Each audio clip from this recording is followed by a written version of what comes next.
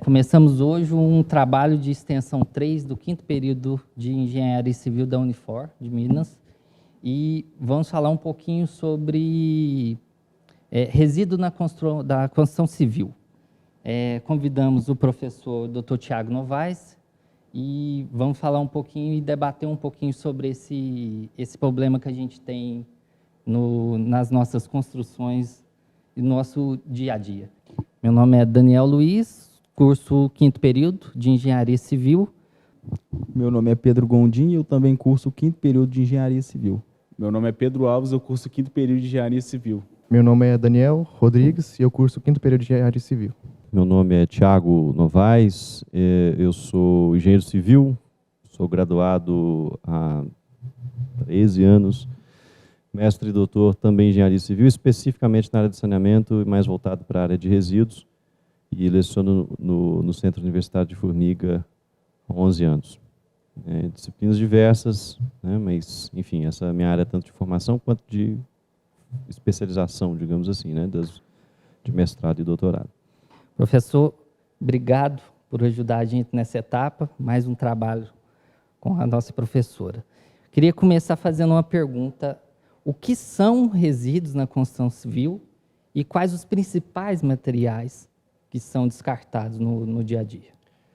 Bom, primeiro é importante que a gente registre, né, que a construção civil é, sem sombra de dúvidas, um dos maiores, se não o maior gerador de resíduos do planeta, né, e não de hoje.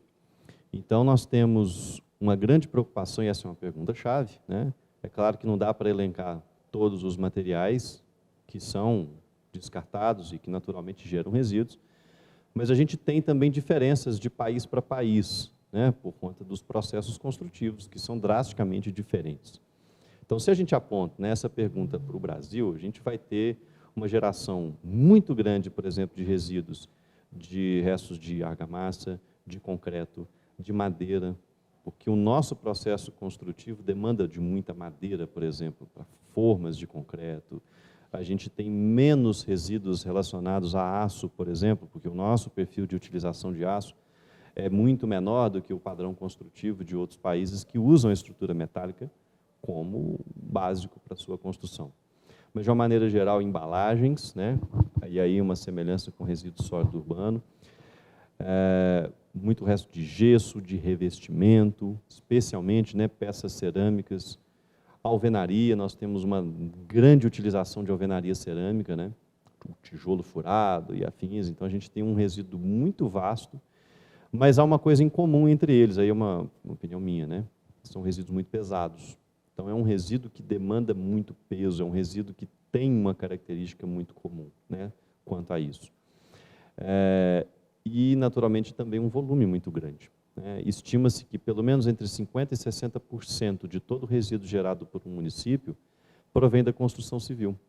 Então, quando a gente se assusta com os valores, né, de volume, de peso, de resíduos que são gerados no nosso dia a dia, e eu estou falando do resíduo sólido urbano, né, a sacolinha plástica, o resto de alimento, isso, na grande maioria dos municípios, não representa nem 50% de tudo que é gerado. Então, se a gente pensa que uma única indústria, que no caso a construção civil, gera metade dos resíduos que um município gera, é de se assustar. Vou antecipar um pouquinho e entrando dentro da segunda pergunta, eu posso utilizar esses resíduos dentro da minha própria construção? Essa pergunta, a resposta para essa pergunta depende de duas coisas. Primeiro, em como essa reutilização, porque é importante a gente dividir que existe a reutilização e a reciclagem, duas coisas diferentes, né? Utilizar aquele material para a mesma finalidade. Então, sim, eu posso pegar uma barra de aço, que foi um resíduo ali do processo construtivo de uma viga, de um pilar, e tentar reutilizar ele para a confecção de um portão de barra de aço, por exemplo, né? Então, naturalmente, sim. Claro que isso vai depender muito da criatividade, vai depender muito do planejamento, principalmente da organização, né, de quem vai conduzir a obra, o engenheiro, o arquiteto, que seja. Mas também depende muito, e aí eu vou também entrar um pouquinho na reciclagem, depende muito do momento tecnológico em que a gente se encontra. Porque eu consigo reutilizar um determinado material se eu tenho técnica, equipamento, mão de obra que consigam fazer isso.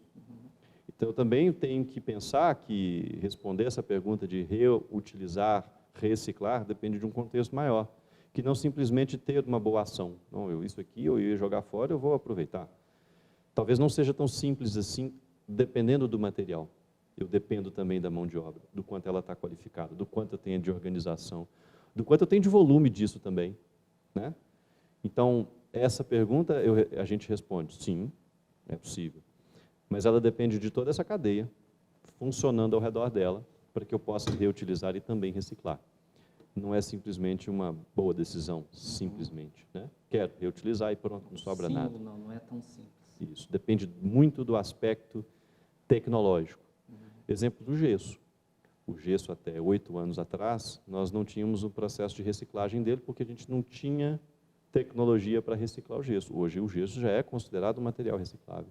A gente já consegue aderir, agregar ele em outras etapas da obra para fazer a sua utilização. Então, isso também depende de quando essa pergunta é feita. Se nós estamos fazendo essa pergunta em 2010, 2015, 2022, provavelmente a resposta para essa sua pergunta em 2030 vai ser outra.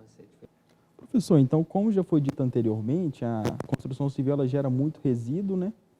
E alguns podem ser reutilizados, outros não, igual o senhor comentou agora. Então, qual que seria a destinação correta para grande parte desse material? Pegando um pouco do gancho, né, dessa última pergunta, destinação, inclusive, é a palavra certa, né? Às vezes as pessoas, é bom que as pessoas saibam que existe essa diferença, né?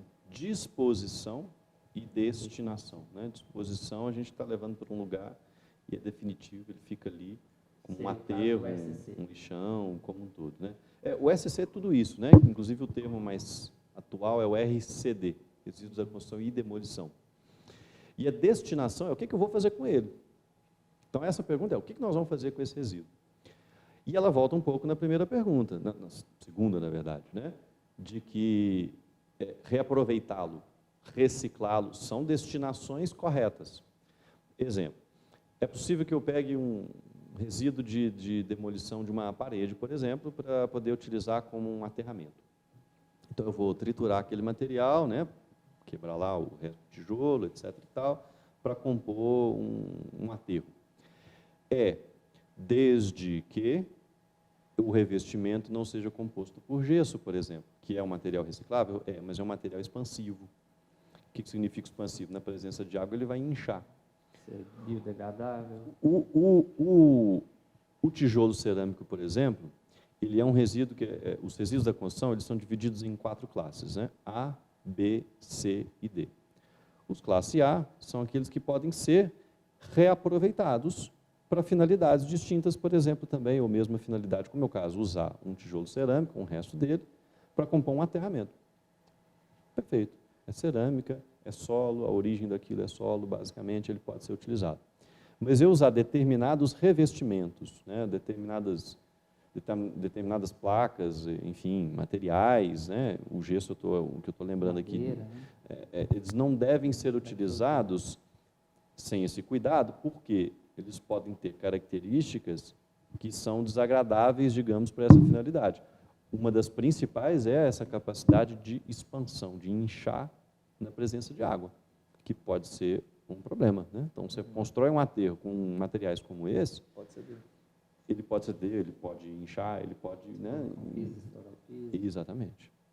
Então, por exemplo, a gente falou da destinação correta. Então, pode ter várias destinações separando as classes. Exatamente. Cada classe tem uma destinação ideal. Os classe A são aqueles mais permissivos, aqueles que você pode triturar, usar como aterro, usar como base de rodovia. O tijolo cerâmico é um, concreto, o resto de argamassa. Os classe B são aqueles que podem ser recicláveis, né, reciclados, uma embalagem plástica, tubo de PVC, são materiais que eu posso pegar ele e transformar em outra. Os classe C são aqueles que eu ainda não tenho tecnologia, lembra da gente falar sobre isso, para reciclar aquilo, mas também não é perigoso, é só um rejeito, e eu vou levar aí sim para uma disposição. E o D é aquele que vai ter material perigoso, então tem um metal pesado, tem alguma coisa que de fato pode ser um risco ao ecossistema, eles podem de fato contaminar. Professor, voltando um pouco para a minha realidade da minha cidade, que é Arcos, lá tem o plano de RCD, né? Que é o plano diretor, plano municipal de gestão de resíduos sólidos. O que acontece lá, simplesmente chega um caminhão, um trator de esteira, empurra para dentro de uma grota, não existe aterramento, nada de nenhum cuidado voltado para o meio ambiente. É isso que eu queria entrar. Qual que seria a forma correta dessa destinação? Já que você chega nesse local, parece um lixão de construção civil. Os planos municipais de gestão de resíduos, né, da construção e demolição, eles são um documento que orienta o seguinte: olha, nós vamos gerenciar os resíduos da seguinte maneira: quem é que vai coletar, em que frequência e, principalmente, quais são os locais em que são passíveis de licenciamento. Então, o município entende onde que são os locais que a gente pode construir, vou usar um termo mais conhecido, o aterro. Só que existem dois tipos de aterro. Aquele aterro em que o resíduo vai e é disposto ali, então ele vai ficar ali, ponto, isolado, recoberto, com impermeabilização de base, revegetado, etc. e tal. Esse é um resíduo, um aterro, perdão, de resíduos não perigosos. Tem também o de resíduos perigosos, mas, enfim, o que muda são como ele é construído, mas o princípio básico é o seguinte: o resíduo vai ficar lá e acabou. E tem um aterro, que é o que a gente chama de aterro classe A, que é um aterro onde o resíduo não vai ficar ali para sempre. E isso é destinado, por que chama classe A? Por conta justamente dos resíduos que recebem essa classificação pela resolução do CONAMA, que é o resto de tijolo, o resto de concreto, porque são resíduos que, se eu triturar, se eu beneficiar, se eu separar, se eu peneirar, eu consigo fazer com que ele volte a ser um material a ser utilizado na construção. Belo Horizonte, durante muito tempo, foi exemplo disso, né? Tinha vários, hoje acho que tem um, se não me engano, funcionando bem, mas em que há esse cuidado de receber o material, separar, triturar, peneirar e depois ele volta para a cadeia constitutiva. Ele não fica disposto ali para sempre. Então, tem essas duas formas. Agora, o mais básico que, de fato, a gente precisa discutir é esse da disposição. Por quê? Porque é uma coisa do dia a dia. O classe A é ótimo, é importante que os municípios pensem nisso, mas também precisa ser pensado porque existem normativas para a construção desses aterros. Impermeabilização da base, controle do acesso, o não acesso de animais, por exemplo, nem de pessoas não autorizadas, o maquinário o tempo todo ali, né? Então, esses aterros, esses dois tipos, compõem essa sua pergunta da disposição e destinação final adequada. Há um conjunto de normativas para isso, mas é importante que a gente entenda que existem esses dois tipos de aterro. E no caso do aterro, ele ficando lá permanente, futuramente é possível a reurbanização dessa área? Sem sombra de dúvida, sem sombra de dúvida. Mas com edificação ou simplesmente com urbanização de praças, vias e alguma coisa? É uma discussão polêmica essa, uma pergunta polêmica, porque eu particularmente não vejo muito favorável a uma urbanização, aí é uma coisa pessoal, tá? Porque os riscos, não digo químicos ou ambientais apenas, mas um risco de fato construtivo. Erosão, recalque. Então, eu tenho muitas variáveis ali, muitas chances daquilo... Dá mais problema do que uma solução. Mas é possível que eu utilize aquele espaço para N finalidades.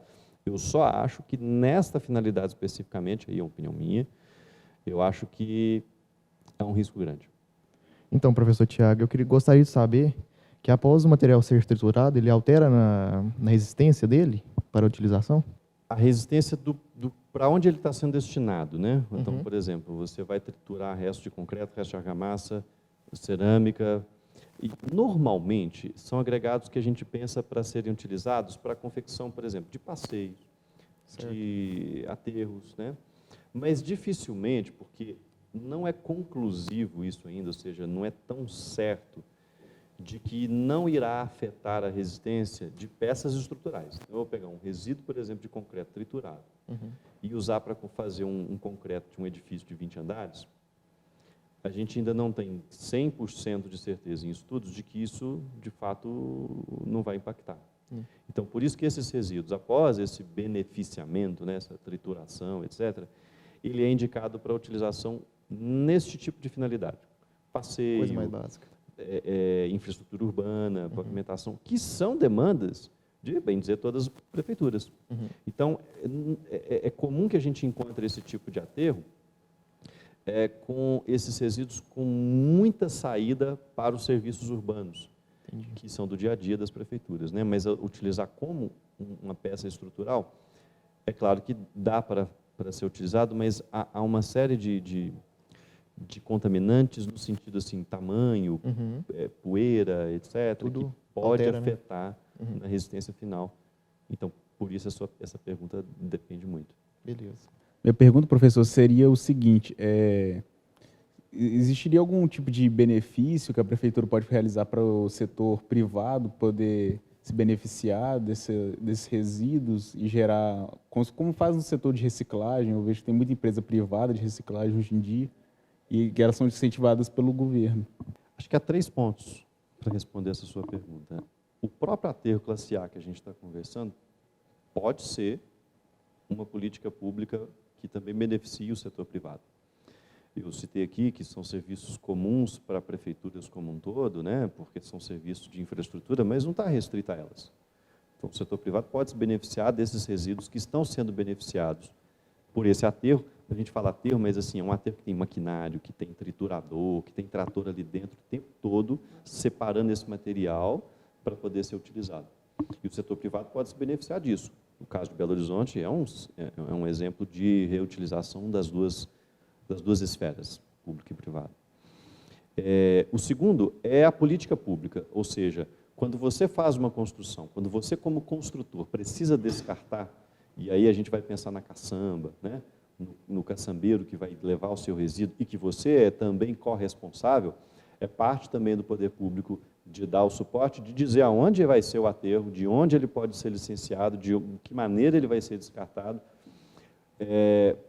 porque é ele que tem essa visão de onde são as áreas menos sensíveis ambientalmente.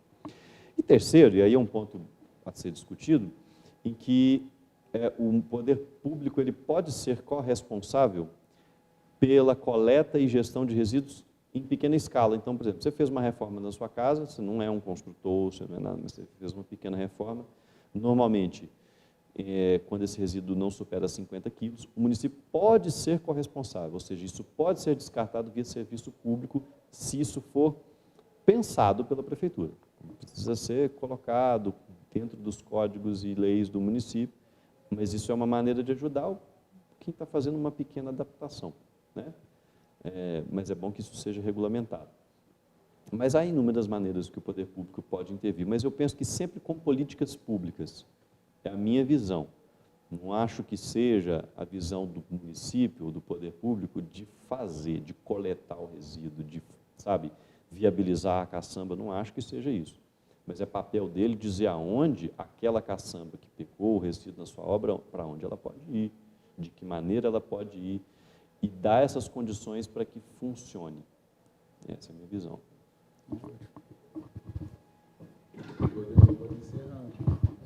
Só outra pergunta.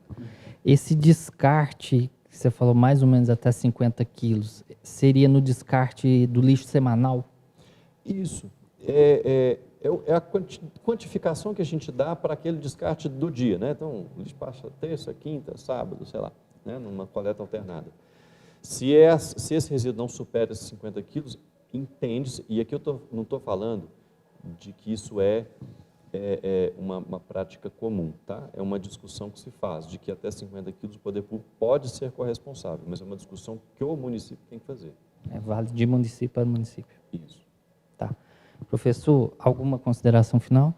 Bom, eu acho que deixar registrado que esse é um assunto que renderia horas, né, de conversa. Eu acho que é importante que todo mundo tenha essa visão de que o resíduo, de uma maneira geral, e principalmente da construção e demolição, é um potencial de minimização dos nossos problemas ambientais, mas também de minimização de custos. Quando a gente fala em incentiva, né, a reciclagem, por exemplo, de boa parte dos materiais da construção civil, a gente tem que lembrar também que a gente vai numa linha de raciocínio de escassez de matérias-primas. Por exemplo, o estanho, que é um dos metais mais utilizados na construção civil, né, confecção aí de cabos, cabeamento, formas para vidro temperado, enfim, tem uma larga utilização na construção civil, a gente é altamente dependente dele. 90% das jazidas de estanho estão em 2 ou 3 países. Então, quando a gente fala sobre gestão de resíduos, a gente também está falando sobre soberania em termos de matéria-prima. Bom, meu nome, em nome dos meus amigos, eu gostaria de te agradecer imensamente, em nome da nossa professora Aline. Muito obrigado e muito enriquecedor essa discussão. A oportunidade, né? E estamos à disposição aí para mais vezes estarem aqui trocando essa figurinha com vocês.